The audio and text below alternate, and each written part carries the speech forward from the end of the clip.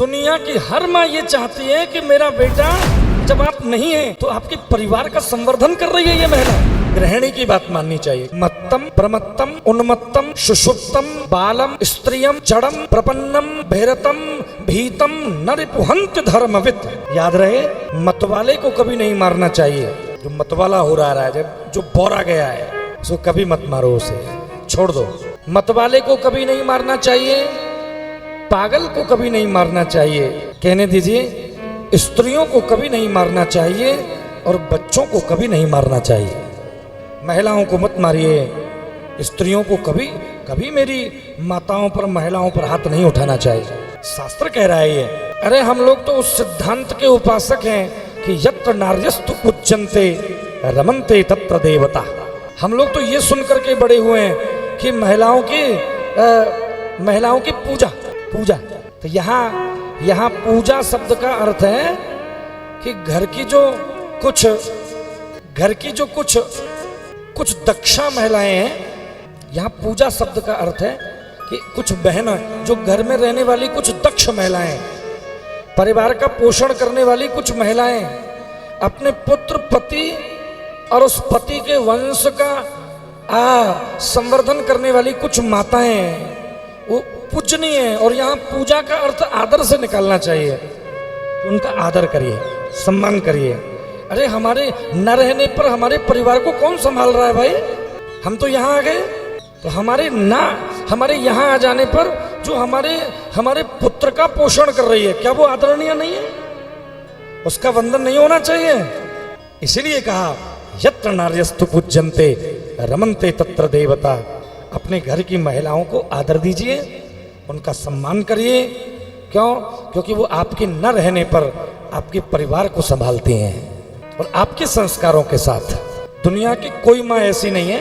एक मजे की बात बता रहा हूं मैं आपको।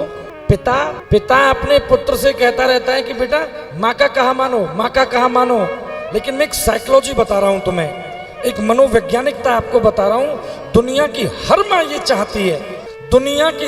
ये चाहती है कि मेरा बेटा अपने बाप जैसा बन जाए, ये उन जैसा हो जाए, उन जैसा है। वो कुछ बताती रहती हैं अपने बच्चे को, बेटा तेरे पापा ऐसा है, बेटा तेरे पापा ने ऐसा किया, बेटा तेरे पिता कितने विद्वान हैं। तो वो जो जीवन भर उसने आपकी अनुपस्थिति में आपके पुत्र को संस्कार दिए, तो क्या उसका आदर नहीं होना चाहिए? उसका सम्मान नहीं होना चाहिए? कि जब आप नहीं हैं तो आपके परिवार का संवर्धन कर रही है ये महिला। जब आप नहीं हैं तो आपके पुत्र को बड़ा कर रही है ये महिला। वो कितना बड़ा उसका, क्षमा करिए, शास्त्र कहता है घर की महिलाओं का आदर करिए, उनको सम्मान दीजिए। और उनकी कोई बहुत अच्छी बात है तो कभी कभी मैं थोड़ा ये बात कह के आगे बढ़ रहा हूं। कभी कभी गृहिणी की बात माननी चाहिए, कभी कभी पत्नी की बात भी मान लेनी चाहिए। अगर वो न्याय का, नीति का, धर्म से युक्त कुछ कह रही है, अगर वो अनीतिपूर्ण कुछ नहीं कह रही है तो पत्नी का मानिए। क्यों नहीं मानेंगे आप? मानना चाहिए। अच्छी बात, कोई नीति की बात, न्याय की बात, व्यवस्था की बात तो कुछ मान लीजिए, लेकिन कभी भी महिलाओं का अनादर नहीं करिए। गृह लक्ष्मियों का आदर होना चाहिए।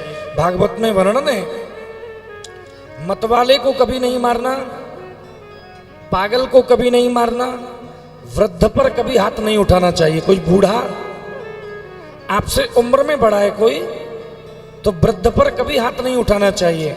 महिलाओं को नहीं मारना चाहिए, छोटे बच्चों को नहीं मारना चाहिए। और जो आपकी शरण में आ जाए, जो आपके पांव पकड़ ले, उसे कभी नहीं मारना चाहिए। अरे जिसने आपसे माफी मांग ली कि भैया हमसे गलती हो गई, हमें माफ कर दो, क्षमा कर दो, उसे माफ कर दो। याद रहे, गलती करने वाला मनुष्य, ललितपुर वालों, मेरी बहनों, गलती करने वाला मनुष्य, कह दूं माफ कर देने वाला देवता। जिसने माफ कर दिया वो तो देवता। क्षमा करना सीखिए, माफ करना सीखिए।